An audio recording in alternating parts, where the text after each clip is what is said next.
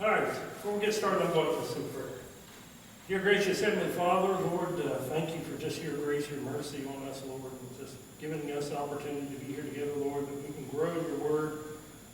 Lord, that we can use this book that you gave us, Lord, to become more like you. Lord, help us open our minds, soften our hearts, Lord, and just let your word speak to us. Lord, use me to speak through me, Lord, so that I can do your will. Lord, be with us. In sweet name we pray. Amen. So, here we are. Now, Genesis 32. First, a little bit of lead up, a little bit of a refresher. If you happen to have missed a week or so, something like that.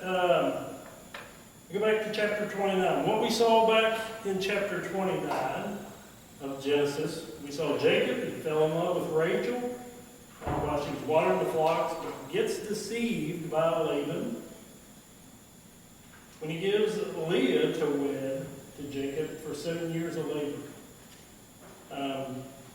Obviously, Jacob wanted Rachel, but he was kind of tricked into that. So he works another 7 years and gets Rachel.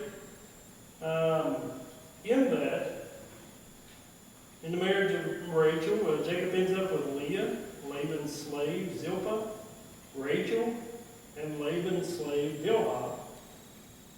And God recognizes that Leah is not really loved, so he allows her to have children. And she has Reuben and Simeon, then Levi and Judah. So now we're up to chapter 30. And we've got Rachel and Leah ate up with jealousy over each other. They're competing to see who can provide the most children for Jacob, to the point of giving their slaves to Jacob to bear children also. And as a reminder, as Tommy mentioned, that was not God's design plan for marriage, to have multiple wives for them. So Rachel's slave, Bilhah, conceived Dan, then Naphtali. Then Leah gave Jacob Zilpah to sleep with, and she conceived Gad and Asher. Rachel traded the night with Jacob for Reuben's mandrakes. Then Leah conceives Issachar, then Zebulun, then a daughter, Dinah. Jacob goes to Laban, asks to be released with his flock and family to go somewhere else. Laban, who had been making a killing off of Jacob because of the blessings of God, doesn't want him to go and attempts to kindly, not really persuade him to stay, but still has a plan in the back of his mind to not really let him go. So we're up to chapter 31 now, as with last week. Jacob, he's beginning to hear Laban's sons grumbling and complaining about that Jacob's prosperity, that obviously he must be stealing it from Dad, that's going to be our inheritance, what's wrong with him, So basically Jacob tells Rachel and Leah, pack up, we're leaving. We discussed last week how sometimes we don't leave our families and cleave to our spouses, but as mentioned in the Word, God understood that was kind of important also.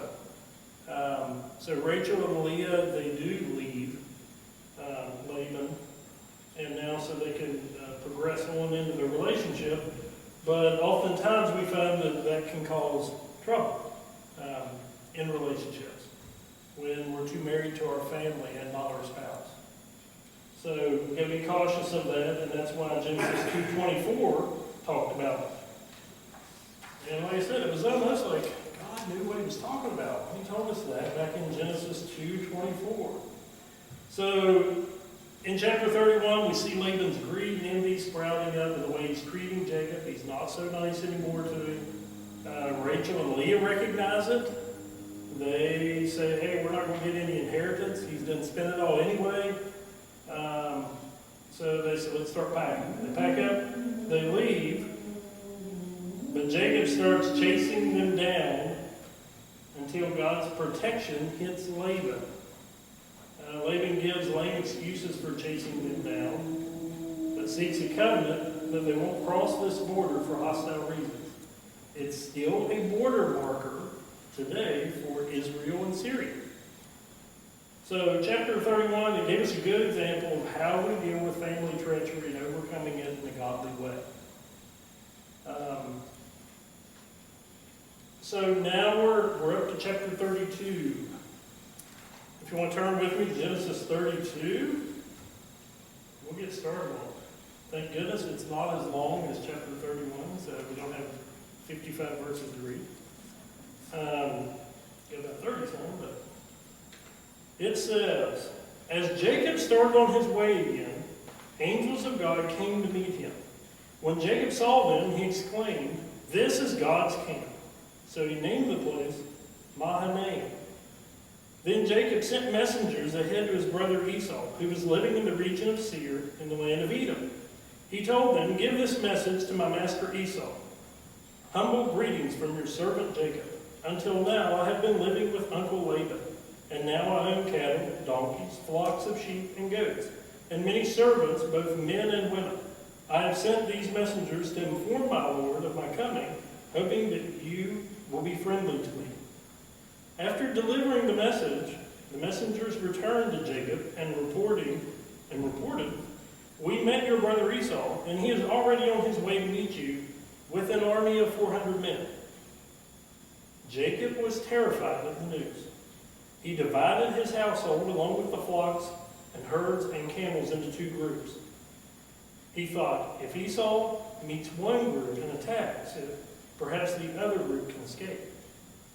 So then Jacob prayed, "Oh God, my father, my grandfather Abraham, and God of my father Isaac, O Lord, you told me, return to your own land and to your relatives. And you promised me, I will treat you kindly. I am not worthy of all the unfailing love and faithfulness you have shown to me, your servant.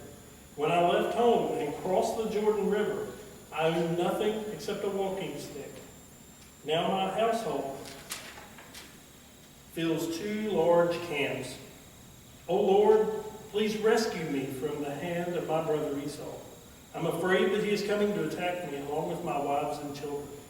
But you promised me, I will surely treat you kindly, and I will multiply your descendants until they become as numerous as the sands along the seashore, too many to count." Jacob stayed there, Jacob stayed where he was for the night.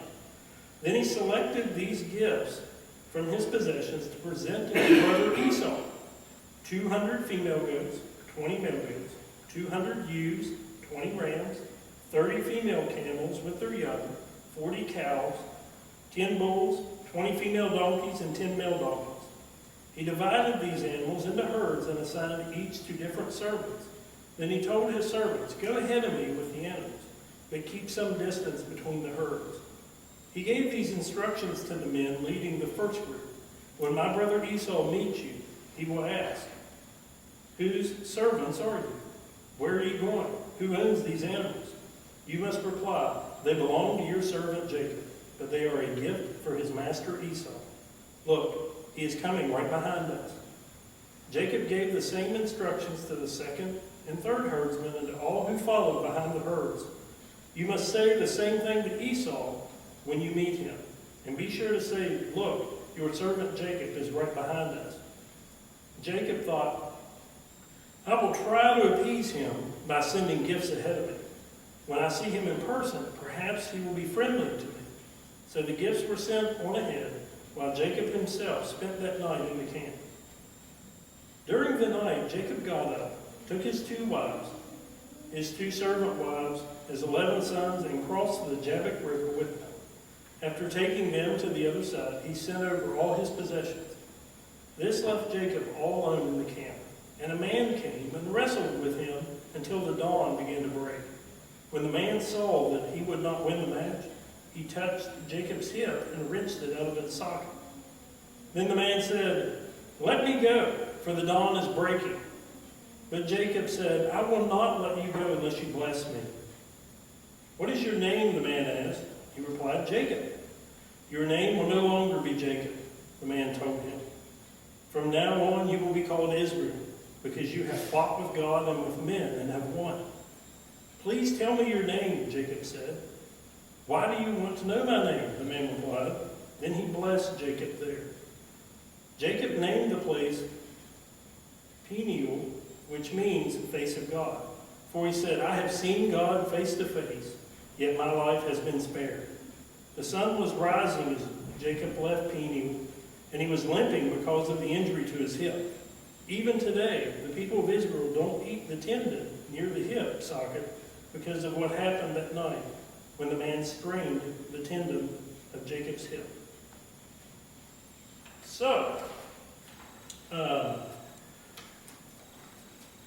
we talk about reading that. What's some of y'all's takeaways on that?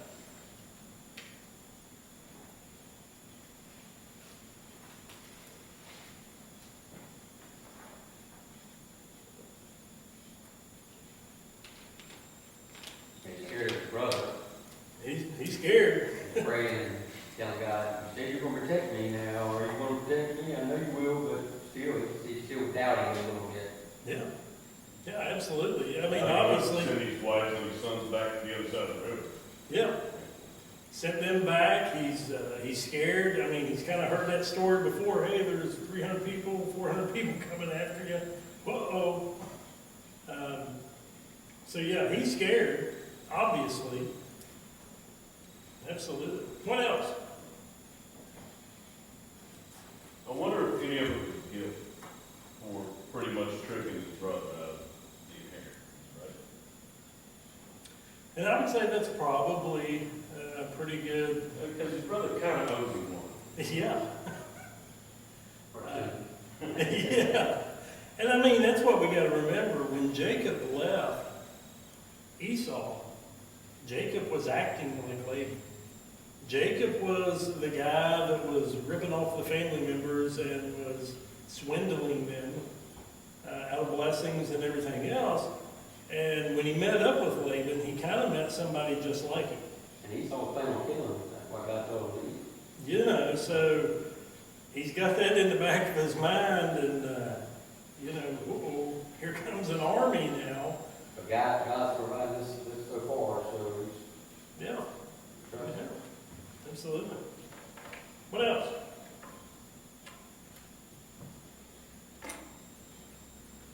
All right, so there's always stuff that we can glean. When we read these stories in the Old Testament, we always, as I mentioned last week, always as we read Scripture, we got to look at how's it apply to me. You know, we're always looking at Scripture like it's the mirror. How's that apply to my life? Do I see myself in anything going on here? And when we look at verses 1 and 2, the first part there, we see that God sent angels as encouragement to Jacob for his journey. So God sent angels as encouragement to Jacob for his journey. And if we turn to Psalm 91,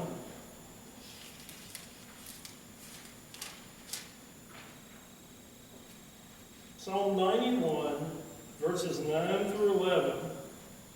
That may sound a little bit different than what you read if you're reading in the little blue Bible. But mine says, because you have made the Lord your dwelling place, the Most High, who is my refuge. No evil shall be allowed to befall you, no plague come near your tent.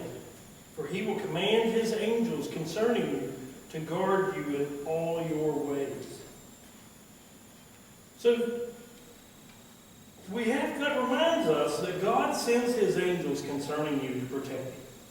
And I think that's very important for us to be reminded of this, because we often think that we're on our own little journey down here. But when God's guiding your steps, what does he always say?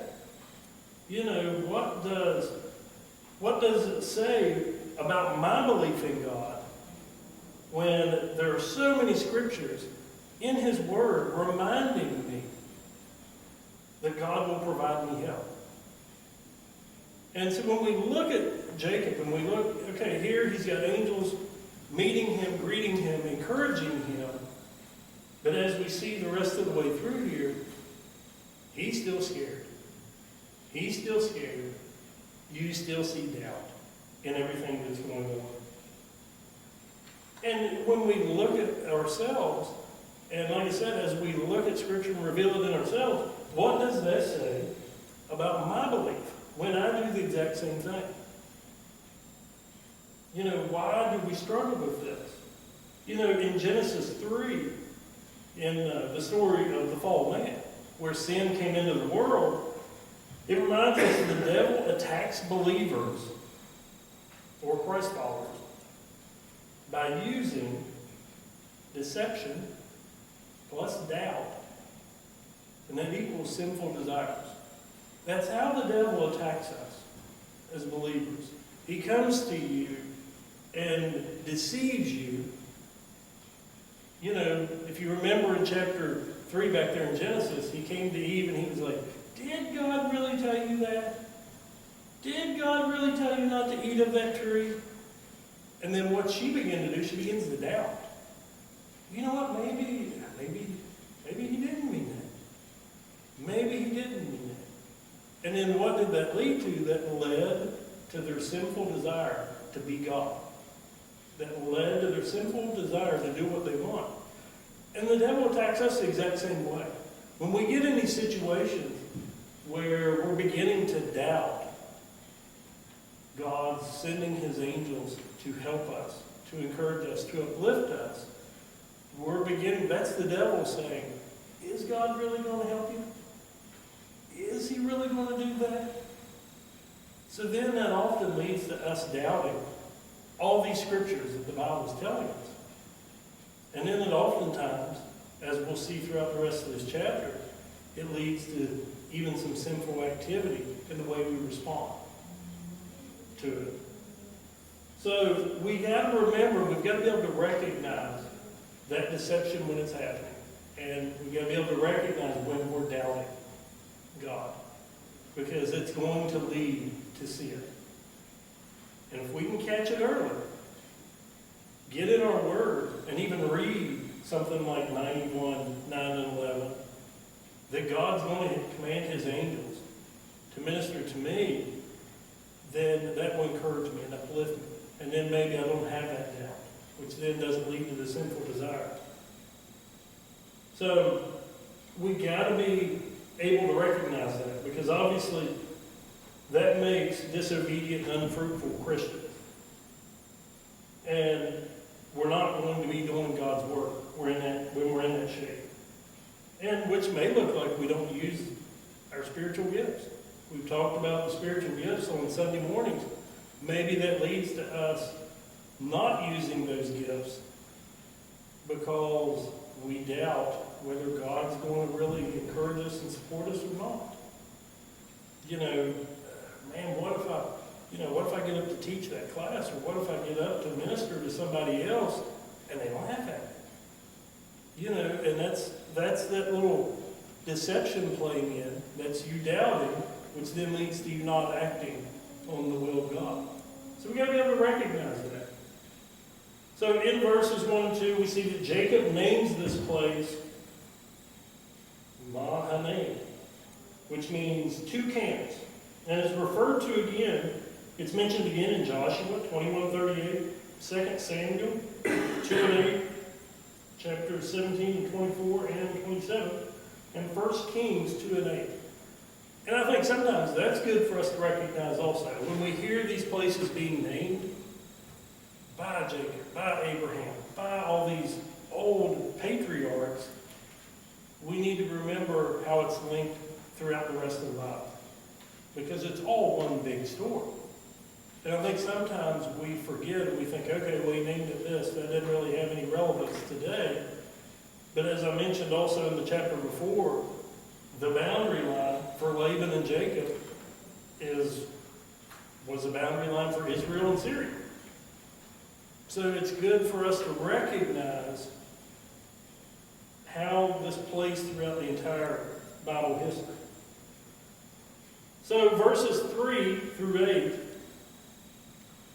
we see Jacob sends a messenger to Esau, offering him flocks and gifts in an effort to find favor. Jacob's scared. He hears the armies coming. And what does he do? not shockingly, he's going to try and buy off Esau with his wealth. Let me try and appease him by worldly means. And how often do we do that? How often do we attempt to use worldly means to appease those around us?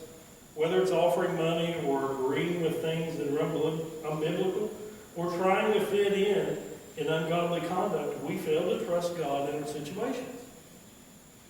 Esau is already, the angels have been there, they've talked to him, but he hears the armies coming. He's scared again. That fear of man is creeping up in him again. Let me see if I can come up with a worldly way to get out of this.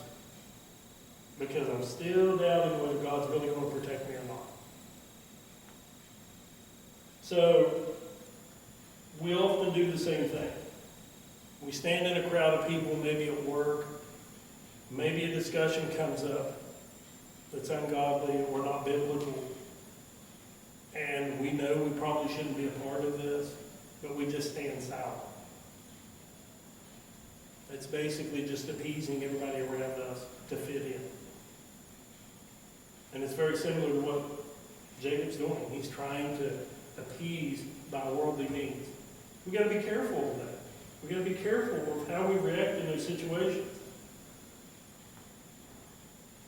Romans 12:2 says, don't copy the behavior and customs of this world, but let God transform you into a new person by changing the way you think. When we commit our lives to Christ,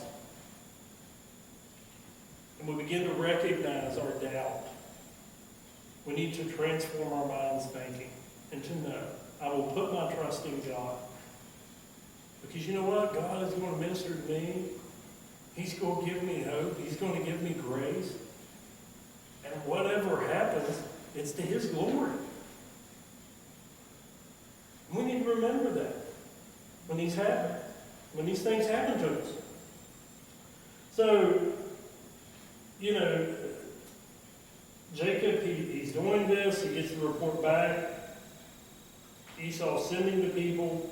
And now he's really, really scared. He knows the army's coming for him. So if he wasn't a little bit worried before about how Esau going to react, now it's even worse. And as I mentioned before, how quickly we forget God as our protector.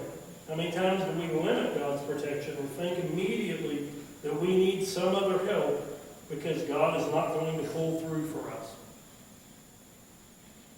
Even though God sent His angels as a reminder, because our God is omnipotent, He is ever-knowing, He knows our hearts, He knows exactly what we're thinking, He knows how we're feeling. He knew exactly what Jacob would need for this journey. And He sent those angels as encouragement to help Jacob. But Jacob still resorts to the ungodly fear and tries to find that favor as well. He splits the camp, two parties, so one might survive if the other gets attacked. Now you have to think about how large of an operation that was. We heard the gifts that he was sending to Esau. So you have to remember how large Jacob's camp is. How many servants does he have? How many people does he have helping manage all these flocks?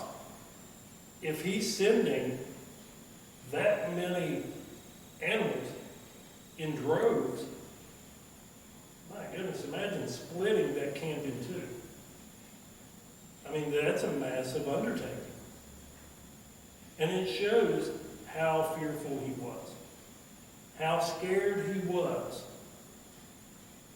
to go through with all of this. So, Jacob, in verses 9 through 12, he finally remembers who can help him. He begins a very good example of a prayer for someone fearing for his life, his family's life, and all that he has. When we hear Jacob say this prayer, we recognize that he acknowledges in his prayer his unworthiness. In our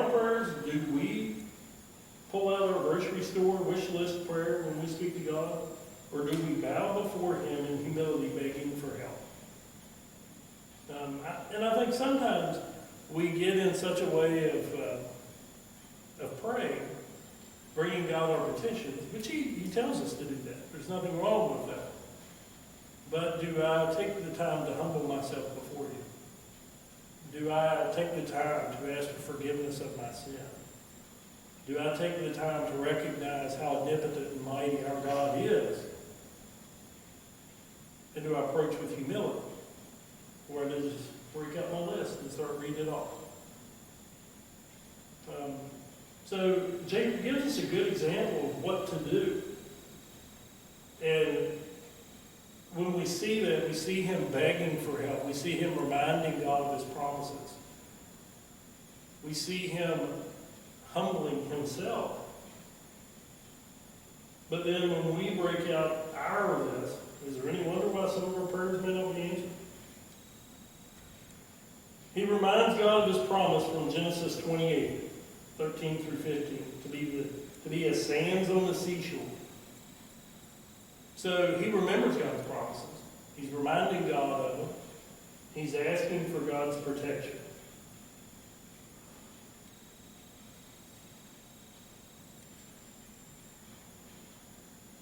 In verses 13 through 24, with Jacob, he's still not 100% sure. Still not quite exactly there. So he said, he sends the flocks.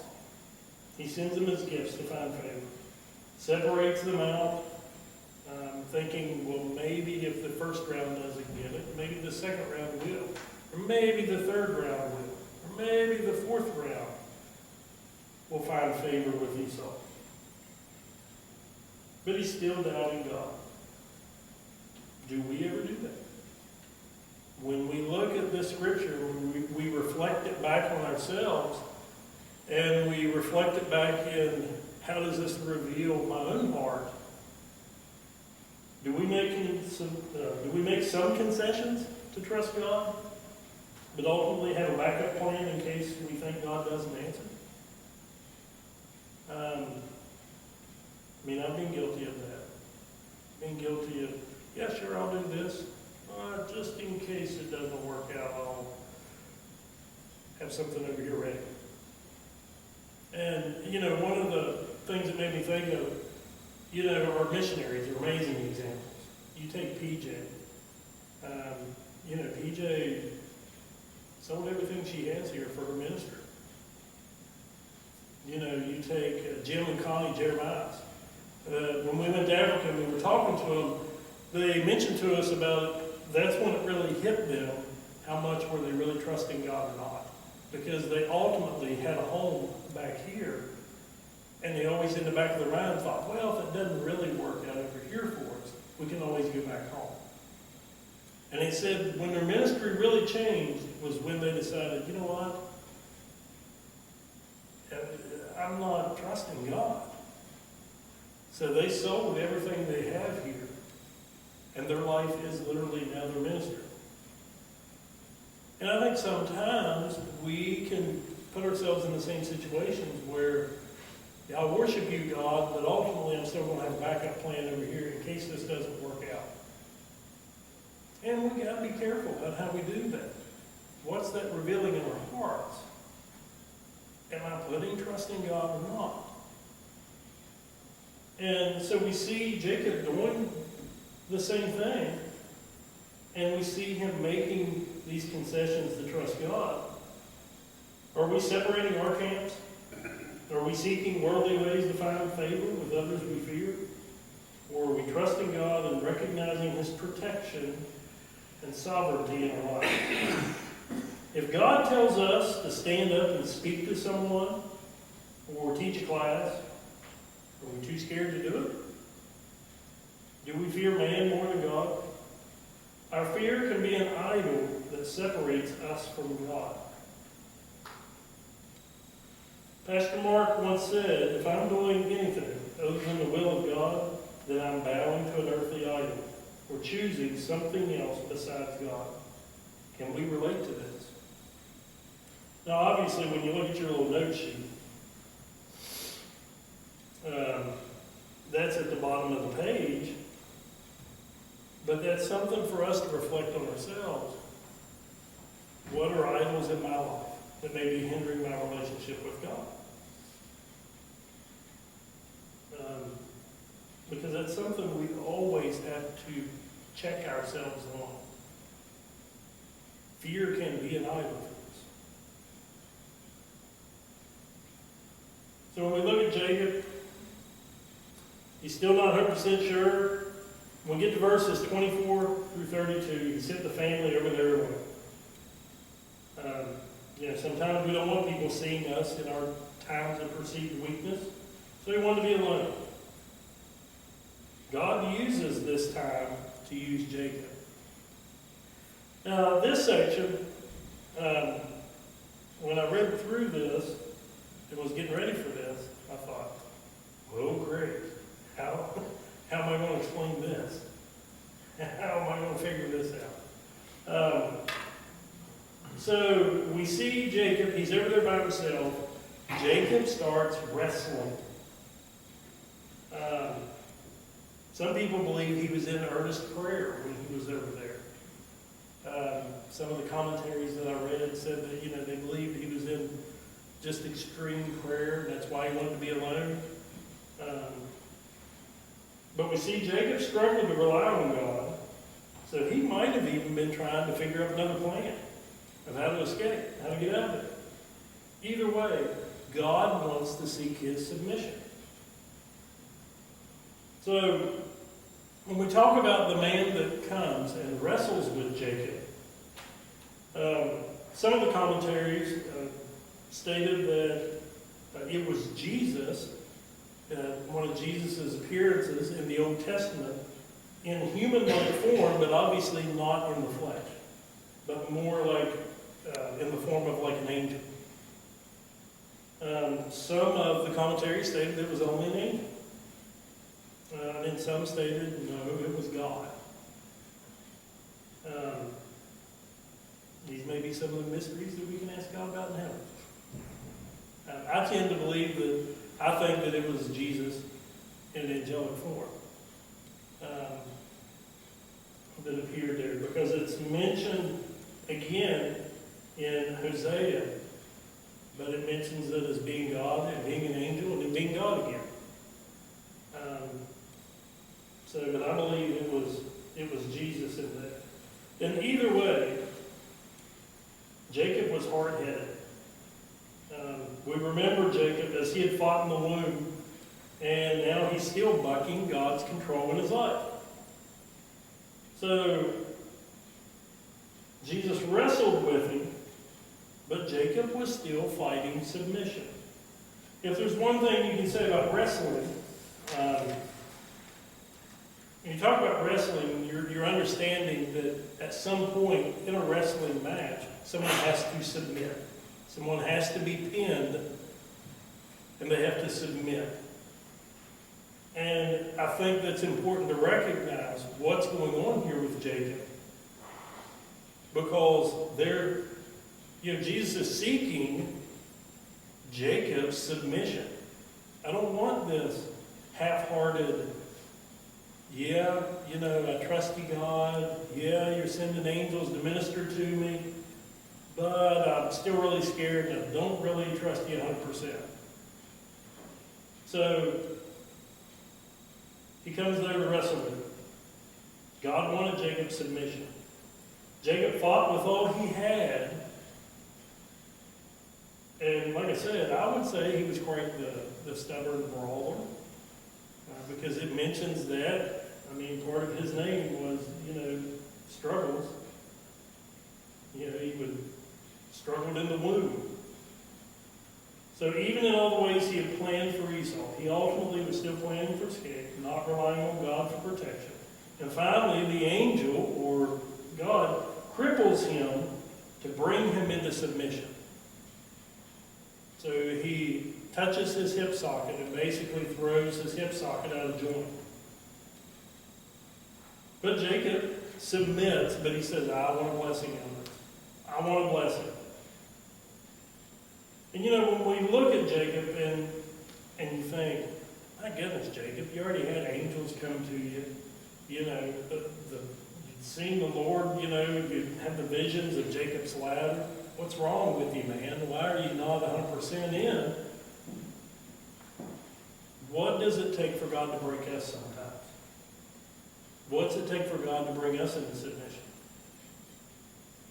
Do we recognize that sometimes our trials may be God making us more dependent on Him instead of ourselves?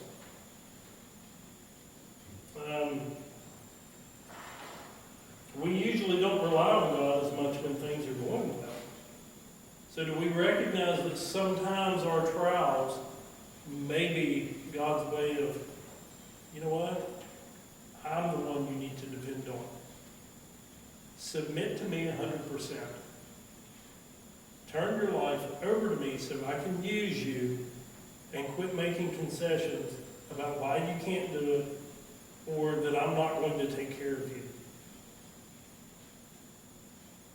As part of Jacob's submission and blessing, he's renamed Israel, which means struggled with God. Now Jacob asked for his name, but the person refuses to give his name. And that may have been because of the word about idolatry. He didn't want Jacob worshiping him instead of God. That's what one of the commentaries suggested on it. But Jacob, or Israel, now that he's named, names the place Peniel, which means face of God. Jacob leaves limping, and still this day the Israelites don't eat the tendon. So, when we talk about Jacob / Israel, I don't know which way to call him now because I don't want to get too far off. Next week, I guess you can call him Israel. But we see Jacob or Israel. Can we see ourselves? Can we see how we so often don't fully submit to God? Jacob would pray to God, but then try worldly ways to take care of the issues himself. Do we catch ourselves doing the same thing? The Bible tells us that God sends angels to minister to us, but do we let them? Or do we need wrestled into submission and then crippled to do so? When you talk about Jesus' part in this chapter, do we recognize that we often believe that to please God, I have to do all kinds of good things like Jacob was sending to Esau to purchase our blessing? Or do we recognize that Jesus was our justification to God? Jesus was our sacrifice. We can quit trying to purchase our blessings by good deeds or actions and submit to God and trust in Him to lead us. Because I think sometimes it's so easy for us to fall into that mindset of thinking like Jacob. Well, maybe if I send this gift, maybe if I send this flock, this minute, maybe if I space them out this way, maybe if I split the camp, maybe this will please Esau. I mean, God told me to go ahead and return home. God told me that He would protect me. God sent His angels to minister to me, but what if He doesn't? As we talked about how the devil attacks us, he uses deception and doubt, which then leads to sinful desire. Do we recognize when we're going into sinful desires because we're doubting God? Or do we need to be wrestled into submission? So, with that, I think, as something that we can all work on with this, can we fill in the 3 spaces at the bottom of the sheet? Can we find what are the items in my life that hinder my relationship with God? And I think that it has to be a constant check for us, to always be aware of it, to recognize that. Like I said, God gives us plenty of scripture to remind us of His ministry to us. So, with that, are there any questions? No? Y'all done, you got another? All right, come on